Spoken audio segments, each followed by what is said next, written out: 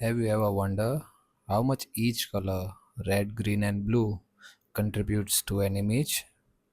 In this quick Matlab tutorial, I will show you how to extract individual color channel from an RGB image.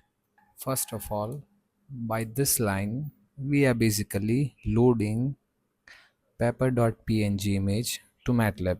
This is basically an RGB image. If you want to see this, I need to copy it and paste it here. And one more thing I need to do is like this, and there we go. So this is our image. Now let's close this thing. So basically this image is an RGB image, meaning it has three color layers R, G and B. So to extract each one, we'll use simple indexing method. Here we are going to extract first index, second index and third index.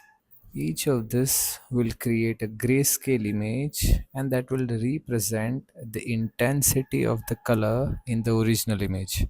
So this will indicate the intensity of red, this will indicate the intensity of green, and this will indicate the intensity of blue in original image. But naturally when you look at this, they are in grayscale form. And now here we are going to display them. First we are going to show original image, then red, green and blue channel. So now let's run this thing. Let me save it. And there we go. Here you can see this is original image, right? So this is original image. Here you can see the intensity of red, then here the intensity of green and the intensity of blue.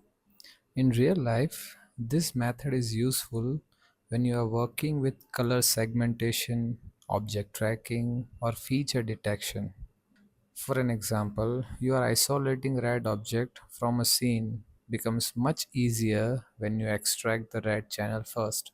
So like this method is very useful in segmentation and object detection. You just simply do one thing, extract any of the image over here and then use the same code and then analyze by yourself.